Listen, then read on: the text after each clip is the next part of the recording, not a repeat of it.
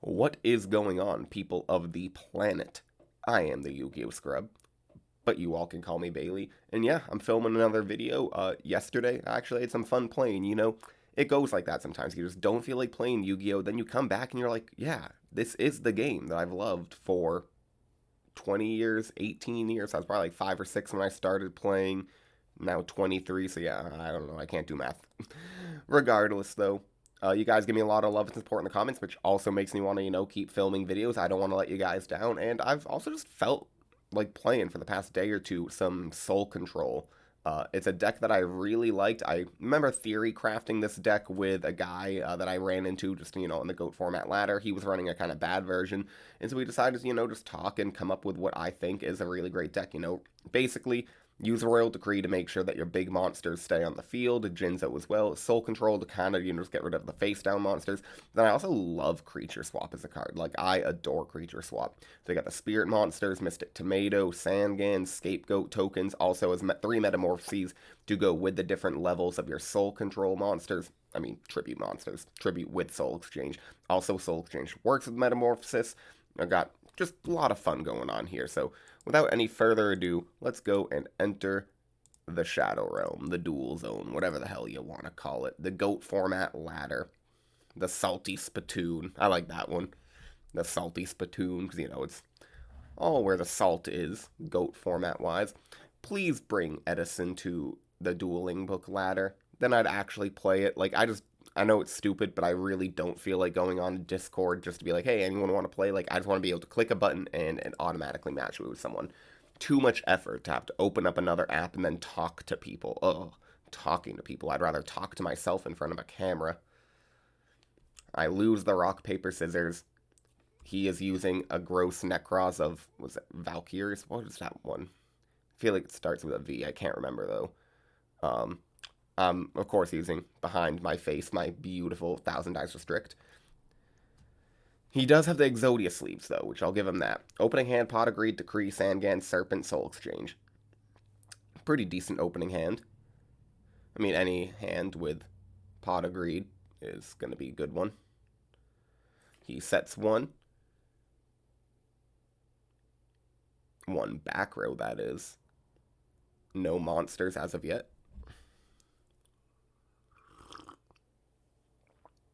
2 back row. And 1 monster. And calls it a day. I draw a Scapegoat. Let's go ahead and shuffle the hand and activate a Pot of Greed.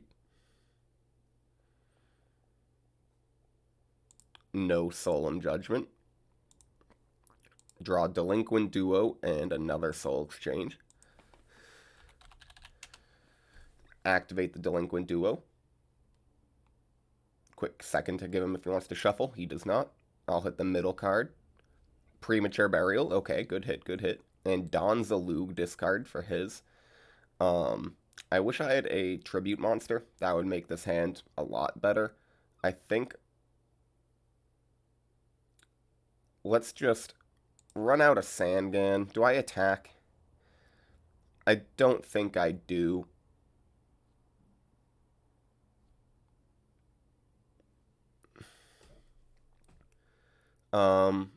Could be like a Dekoichi Spy.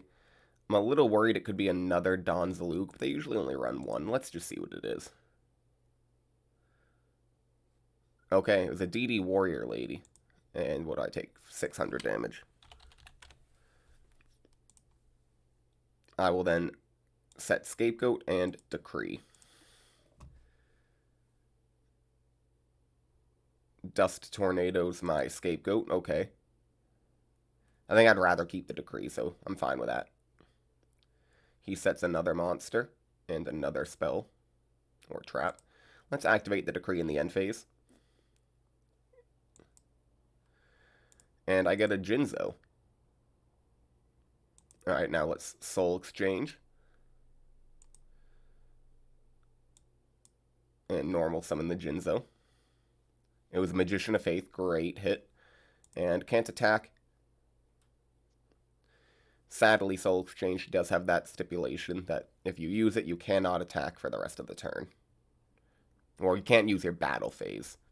Don't think there's any like way to attack. A Serra Priest is great here because he can't use traps, and if he has a scapegoat, that's just perfect.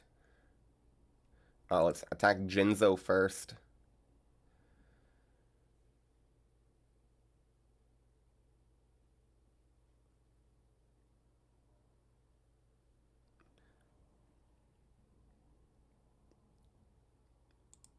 Jinzo. Come on, you're going to take some damage? Okay, he's going to Book of Moon, setting the Jinzo.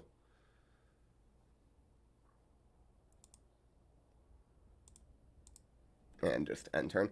Decree is still on the field, so like, okay. He draws MST for the Royal Decree, then Jar of Greed. Alright. Standby. Main. Let's flip summon the Jinzo.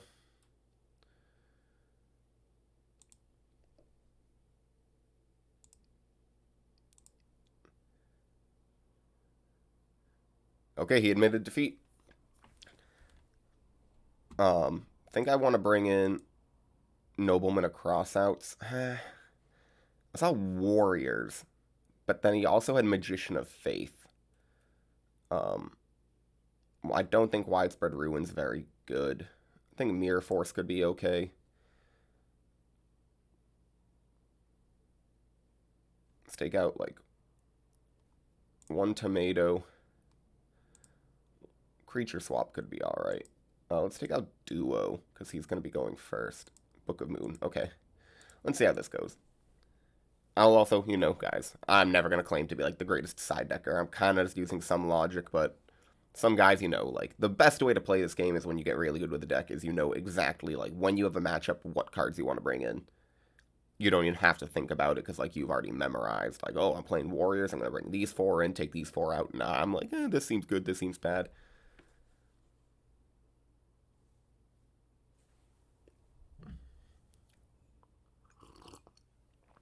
Quick game so far. Only 7 minutes into the recording. I already talked about the deck a little bit and through game one. Opening hand, Serpent, Scapegoat, Knock, Brain Control, Faith.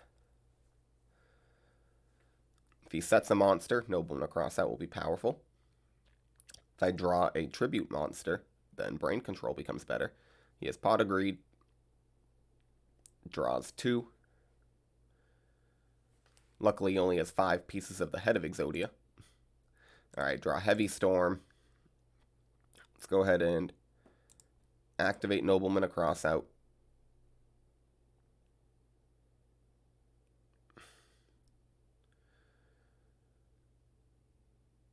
It was Dekoichi. Okay, that's really good. So definitely a good thing that I brought in the Nobleman of Crossouts. Looks like he's probably playing like a Chaos Warrior deck.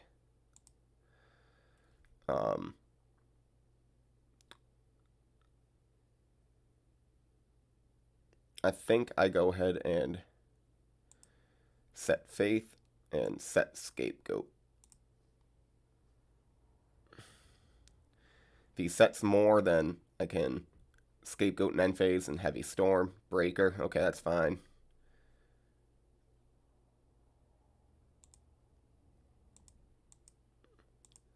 Perfect for me. He breakers my Scapegoat.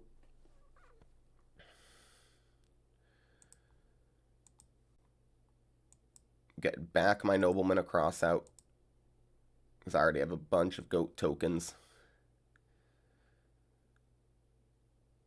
And I have 3 Scapegoat, but not as many Knock.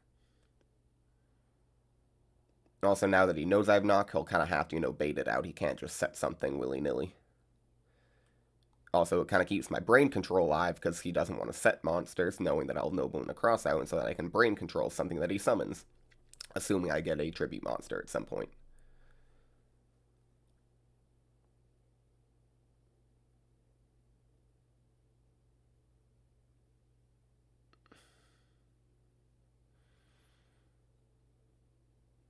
Good draw here would be like a Serra Priest.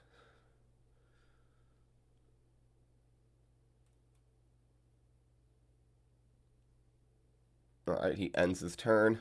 I draw a Decree. I'm fine with that. Let's go ahead and set Serpent, set Decree. Probably actually shouldn't have set the Decree, only because now Heavy Storm would hit that. But you know what? He's running a lot of traps. Decree can be pretty powerful in response to a trap. So I'm fine with it, ultimately. It's not like Heavy Storm is a dead card. This guy's playing a little slow. Alrighty, Heavy Storms, that's fine.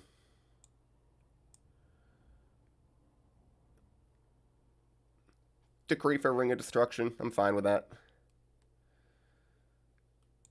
Alright, he summons Mystic Swordsman level 2, gets rid of my Sinister Serpent.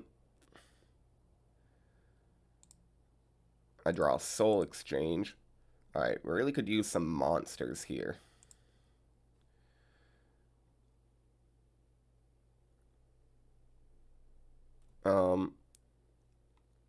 Let's just go ahead and end.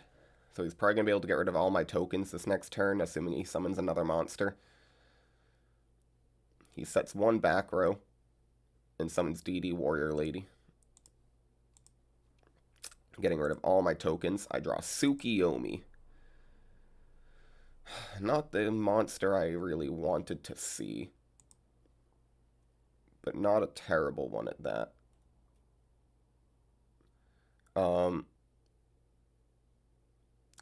Mirror Force I have to worry about a little bit.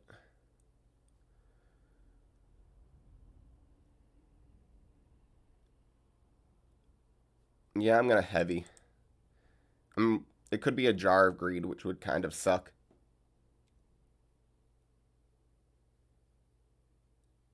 But I think I need the Tsukiyomi to go through because I need to start getting rid of some of his monsters. Okay, perfect. There's a Sakuretsu armor. That's exactly what I needed to see. Get rid of the Breaker, the Magical Warrior.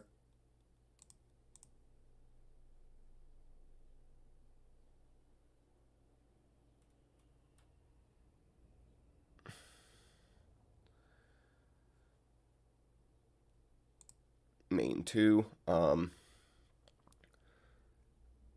Let's go ahead and set the Nobleman. Bring this back to hand and end.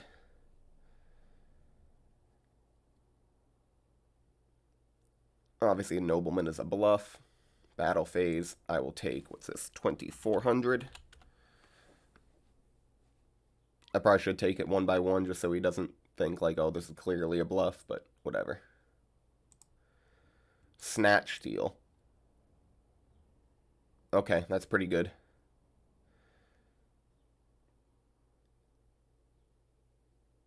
Let us go ahead and Snatch Steal the DD Warrior Lady.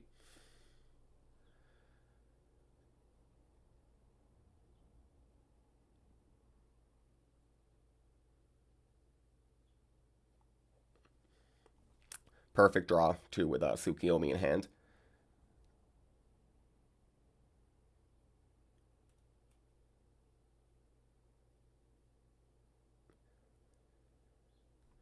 Okay, it's a Book of Moon.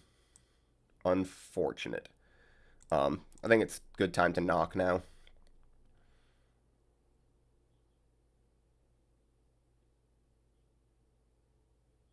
Just get rid of the monster.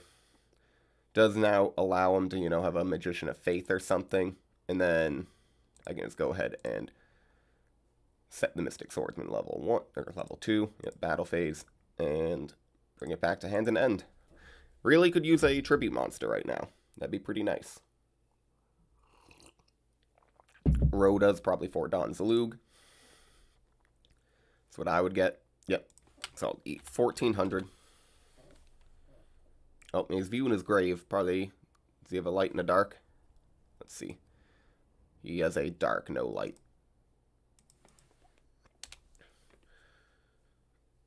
He hits the Tsukiyomi out of my hand. Honestly, I'm kind of fine with that. It could have been a good defense to set. All right, this is perfect. I think I just have to use the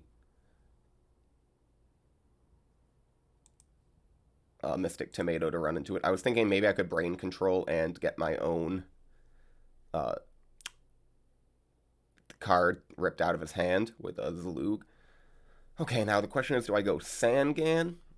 If I go Sangan, I could basically get Tsukiyomi. That's really the only other thing, or a Mystic Tomato. So let's go Mystic Tomato, because that'll still get me the Sangan in the future. And it's just a little bit more damage.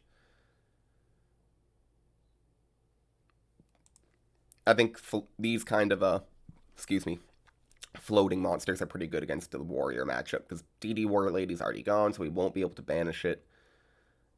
It's not, I'm sure, okay, he has Exiled Force. Still, eats a pretty good card. Okay.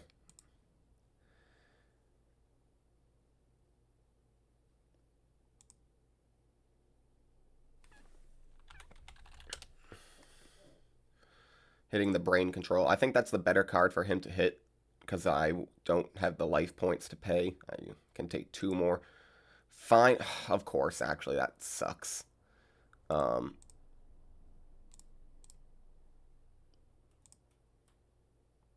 I should have been doing this for a while now.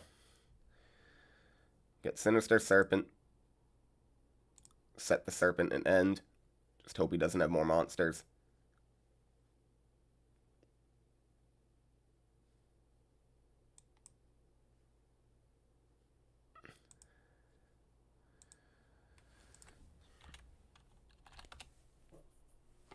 Hits the Zaborg out of my hand. Let's hope I draw another tribute monster. Get Tsukiyomi. Set the Tsukiyomi and end. Really wish the Serpent lasted. Okay, and that's game, because he can just get the Nobleman across out.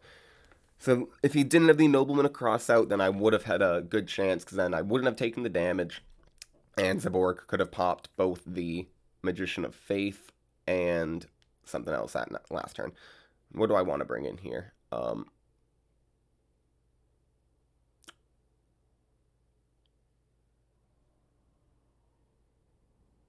I think Duo is pretty powerful.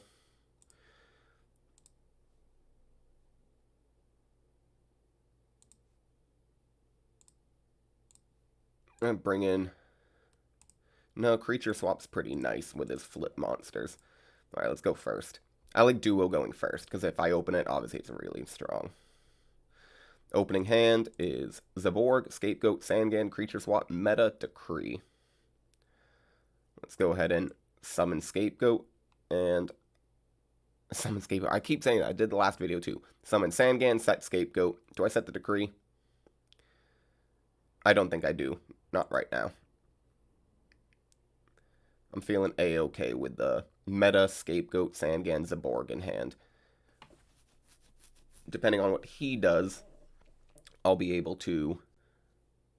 He sets a couple. Maybe I should put Mobius in the side deck.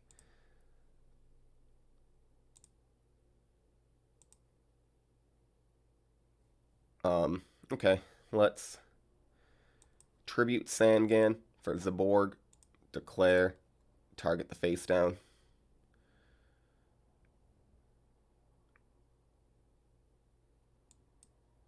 And can get myself. Do I go for the Serpent? Yeah, I think I go for a Serpent. And declare Zaborg, target that.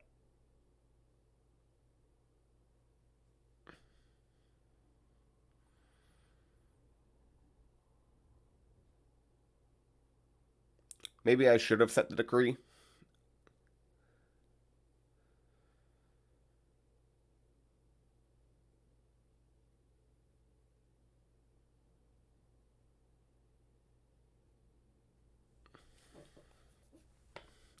It's DD Warrior Lady. I'm gonna go ahead and I'm not gonna go to battle.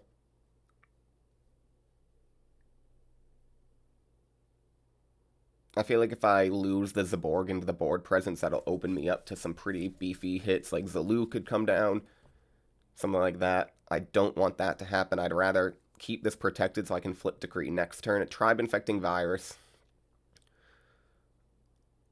Okay, so he gets rid of the Zaborg anyways.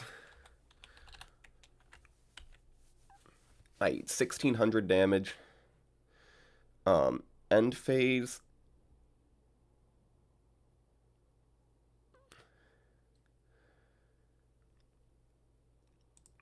I'm just gonna keep the scapegoat face down for now. Though premature burial's a interesting draw.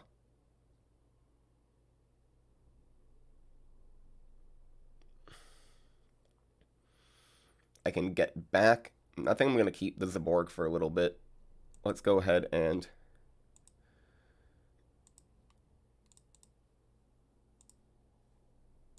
go for the 1,000 Eyes Restrict. Declare.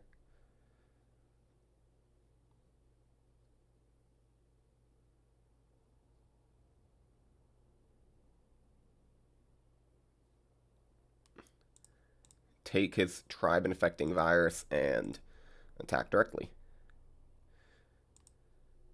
I will chain Decree to Sakuretsu armor.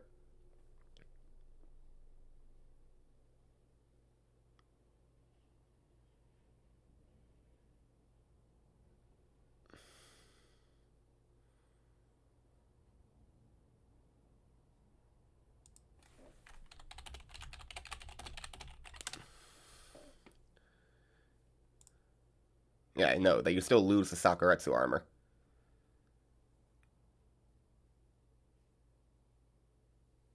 I'm not flipping it in our battle. Okay, there we go. I was gonna say, that is not how that works. I'm sure it's how you wish it worked.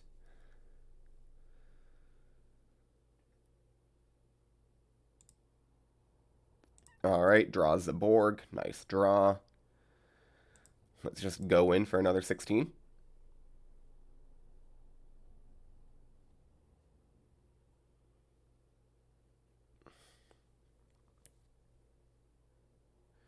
This is why I really like this deck, because like it can play a lot of different ways. It can play almost a goat control kind of deck, where I have like Scapegoat, Tsukiyomi, 1,000 Eyes Restrict.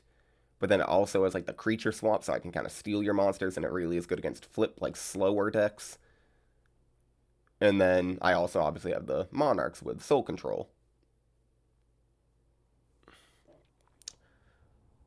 Guy's really thinking, okay, it's probably has like a Book of Moon, maybe. I'll just end there. Also, I'm realizing I should be getting back my Sinister Serpent every turn. He has Pot of Greed. Drawing 2 cards.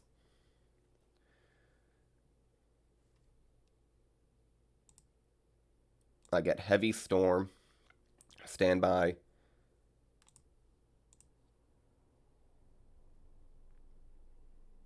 Okay, so what I can do here... Yeah, I have game. Okay, activate Heavy. Assuming that it's not a Scapegoat.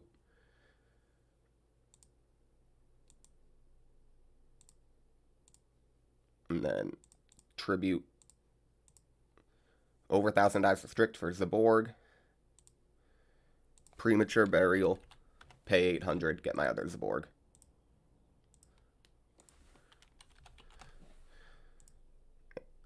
Alright, there we go. Nice 23-minute match. That's not too bad at all. Let's quickly go and look at the deck again, because I like to do that at the end of videos. Yeah, I do really like Soul Control as a deck. I really like Thestalos. I think it's the best Monarch, personally, because it's like the most guaranteed +1.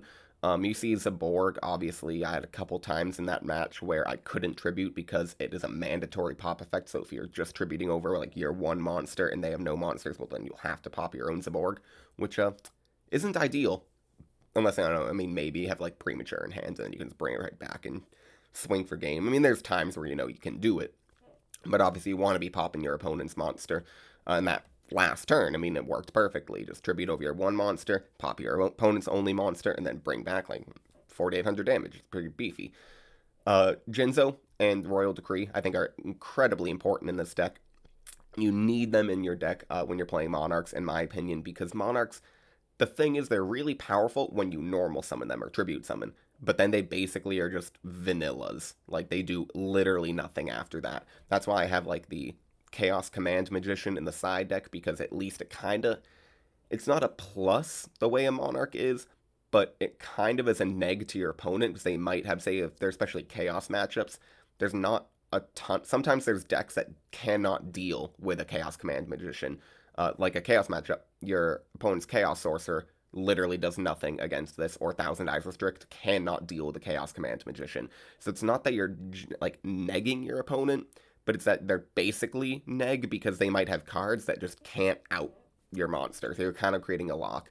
Jinzo and the Decrees do something similar because you're basically saying, all right, you can have all the traps in the world to deal with my Monarchs. You can have 3 Sakuretsu armors, you can have Widespread Ruin, you can have Mirror Force, Torrential, all that stuff. But I just have Decree or Jinzo, and it doesn't even matter that you have those cards because you're not going to be able to use them. It's kind of similar to like the whole Imperial Order in modern Yu-Gi-Oh, which now finally is banned. But you know, it's saying like you can have all the spells, but I just have Imperial Order. Soul Exchange, I wish you could conduct your battle phase. It would make it so much better. Why can't we have the Monarch Stormforth in 2005? It would be real nice. I like the 2 creature swaps. You can maybe cut it down to 1. It's definitely something you can side out. I'd say start with 2. I like 2, and then depending on the matchup, I'll cut it out. If your opponent's running something like a Scapegoat, it becomes worse because then your opponent can chain and give you a goat token. Because that's how that works. You don't have to like target the monster before anything. It happens at resolution, basically. So you activate Creature Swap. If your opponent chains Scapegoat, well, then they'll give you a goat token. Also, though, works really well. If you're going to run the 2 creature swap, you need to have good targets for it. So that's why we got the 3 tomatoes, the spirit monsters, and the scapegoats. I also just love anytime you get 3 meta, 3 scapegoat, and a couple Tsukiyomi in there. Like, you just got that really powerful goat control engine. It's really, really nice. This was the Brain Control, another Book of Moon. I don't think we really needed the defense too much. I mean, Scapegoat kind of is your defense as long as, you know, you see it, as well as some Mystic Tomatoes and other things that kind of float and just keep monsters on your field. Brain Control is nice, but sometimes, you know, like a Brain Control is okay, but say you have a Zaborg. Yeah, I mean, you're stealing your opponent's monster, but they have to have 2 monsters, otherwise you can't tribute for the Zaborg. So it's not always the best to have a Brain Control. Maybe it is better to have a Book of Moon. In that one matchup, though, I mean, they were running kind of a flip control deck, so Book of Moon really wouldn't have been that fantastic. Anyways, though, we're at 27 minutes for this recording, so I think I'm going to call it there. Let me know what you guys want me to play in the future, because, you know, I'm always looking for more suggestions. I have a couple of things I've been feeling like, so we'll see about that. I think the next one might be some Red Eyes Burn again. I'm feeling like that. Regardless, though, have a great day, and goodbye.